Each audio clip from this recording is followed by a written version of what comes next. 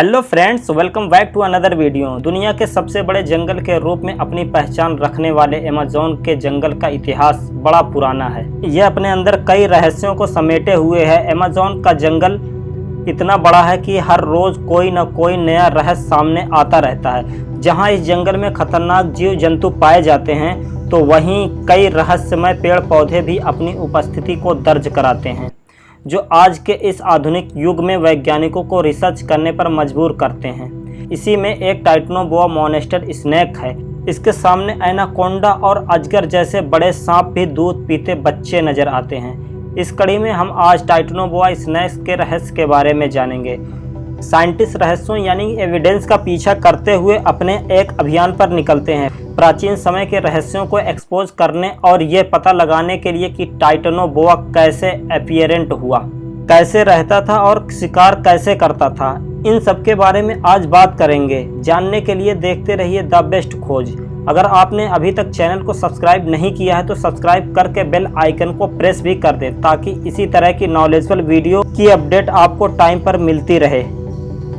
ये कहानी शुरू होती है 2002 में कैरेबियन तट से 60 मील दूर उत्तरी कोलंबिया के तराई क्षेत्र में। सेरेजोन एक खाली अनंत धूल भरा मैदान, बाहरी इलाकों का एंडलेस हॉरिजोन है, जो पेड़ पौधे जंगल झाड़ी से खाली है और गंदगी भरी सड़कों से भरा हुआ है, जो 15 मील की सर्कल में बड़े गड्ढों की ओर ले जाता है। यह वर्ल्ड के सबसे लार्जेस्ट कोल माइन में से एक है, जो वाशिंगटन डीसी से भी बड़े एरिया को कवर करता है और वहां 10,000 लेबर काम करते हैं। पिछले साल यहां से 31.5 मिलियन टन कोयला निकाला गया।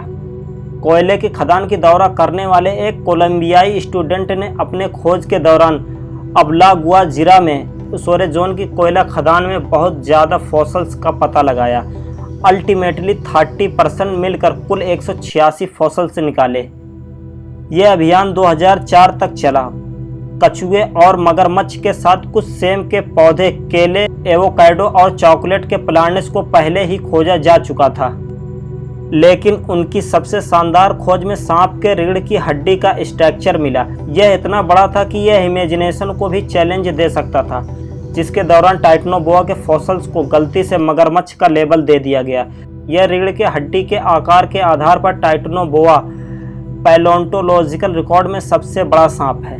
हालांकि टाइटेनोबोआ बहुत मजबूत होने और स्पेसिफिक साइज के नैरुअल स्पाइन के कारण बहुत अलग हैं। टाइटेनोबोआ को बॉयड फैमिली में रखा गया है। टाइटेनोबोआ सिर्फ एक एक्सटेंटिक विलुप्त बोइन स्पीशीज है। इसके और भी बोइन डायनेस्टी अभी भी जिंदा हैं। हरे एनाकोंडा और टाइटेनोबोआ दोनों एक दूसरे से मिलते जुलते जानवर हैं। 58 से 60 मिलियन ईयर्स अगो डायनासोर के डाउनफॉल के कुछ मिलियन ईयर्स बाद टाइटेनोबोआ का फर्स्ट टाइम डिस्क्राइब्ड 2009 में किया गया था।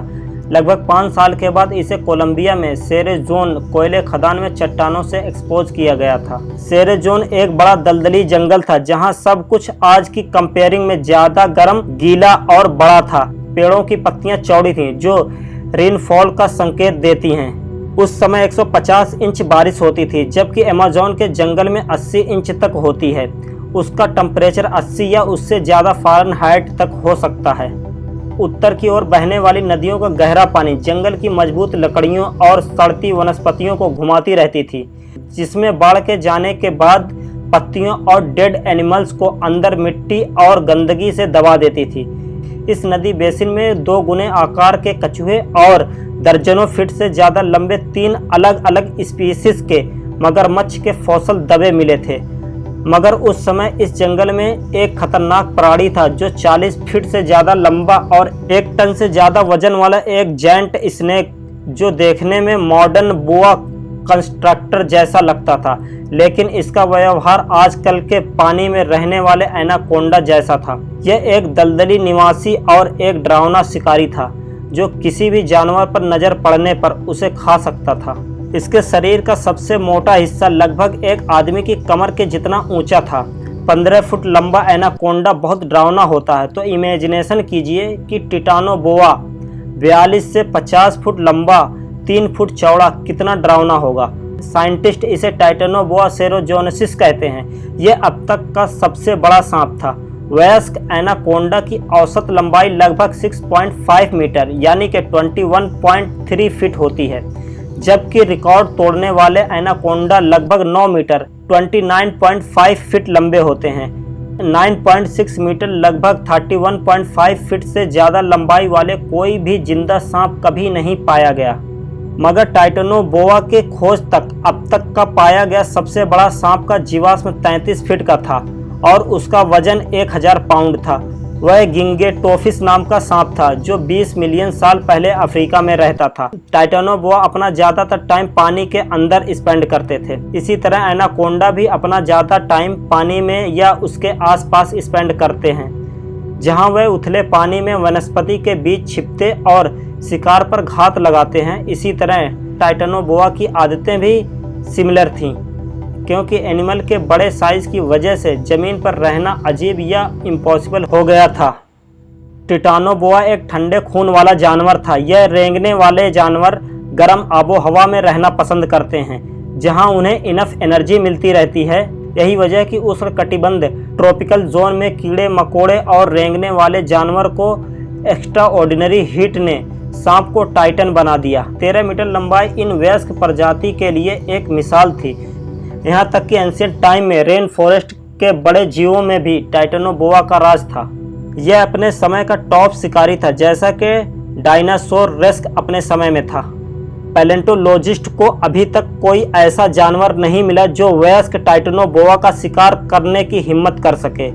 दरअसल कुछ साइंटिस्टों का मानना है कि सांप मछली के साथ साथ पूरे मगरमच्छ को भी खुशी खुशी निकल जाया करता था।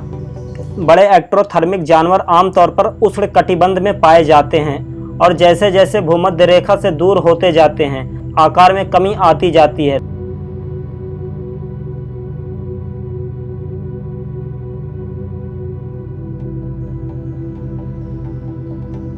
दोस्तों, इस वीडियो में बस इतना ही। अगर टाइटनोबोआ विलुप्त नहीं हुआ होता तो क्या होता, आप कमेंट में ज़रूर बताएं। हम मिलेंगे आपसे अगली वीडियो में। अगर आप चैनल पर नए हो तो लाइक और सब्सक्राइब करके अपने सभी दोस्तों में शेयर ज़रूर करें। तब तक के लिए शुक्रिया।